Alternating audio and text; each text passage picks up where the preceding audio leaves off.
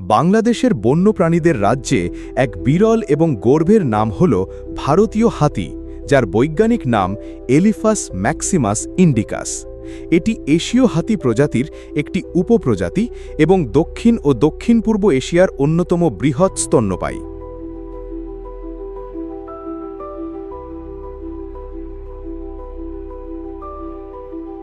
এই বিশাল আকৃতির প্রাণীটি শুধুমাত্র তার শক্তিশালী দেহ নয়, বরং তার সামাজিক আচরণ, স্মৃতিশক্তি এবং পরিবেশগত গুরুত্বের জন্য পরিচিত।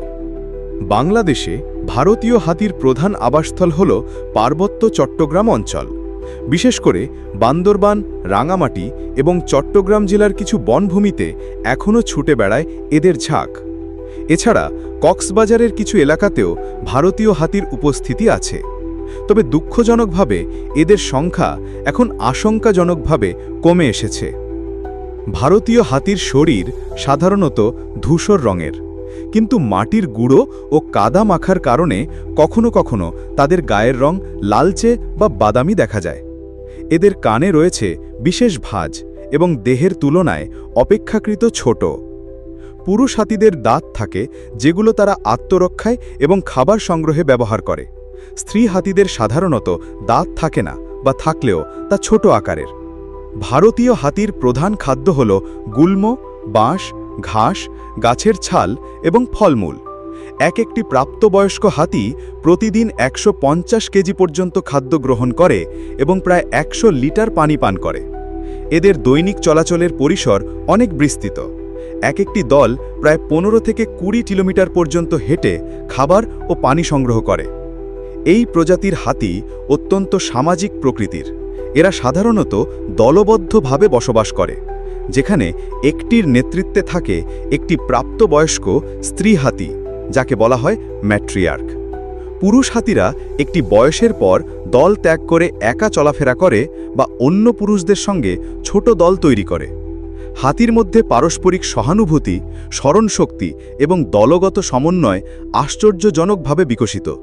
কেউ অসুস্থ হলে তাকে বাঁচাতে দলের অন্যান্য সদস্যরা চেষ্টা করে এবং মৃত হাতিকে ঘিরেও তারা শোক প্রকাশ করে। বাংলাদেশে ভারতীয় হাতির প্রধান সংকট হল বনভূমির ধ্বংস এবং মানুষের সঙ্গে সংঘর্ষ।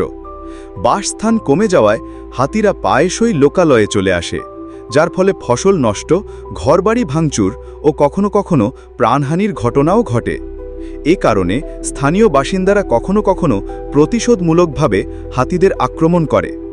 এছাড়া বেআইনি শিকার, দাঁতের জন্য পাচার এবং বন বিভাগের নজরদারির অভাবও এই প্রজাতির অস্তিত্বকে ঝুঁকির মধ্যে ফেলেছে।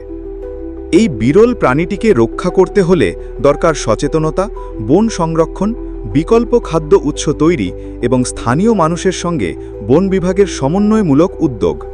সরকারের পাশাপাশি সাধারণ মানুষকেও হতে হবে আরও সংবেদনশীল ও দায়িত্বশীল। একটি হাতি শুধুমাত্র একটি প্রাণী নয়, এটি আমাদের প্রাকৃতিক ঐতিহ্যের প্রতীক। হাতিরা বনের স্বাস্থ্য রক্ষা করে।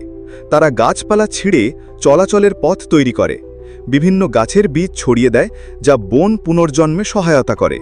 তাই বলা হয়, যেখানে হাতি থাকে সেখানে বন টিকে থাকে। ভিডিওটি ভালো লাগলে অবশ্যই ফেসবুক পেজে লাইক দিন, ফলো করুন, ভিডিওটি শেয়ার করে অন্যদের জানাতে সাহায্য করুন। কমেন্টে লিখে জানান আপনি কি কখনো বনে বা খবরে ভারতীয় হাতি দেখেছেন।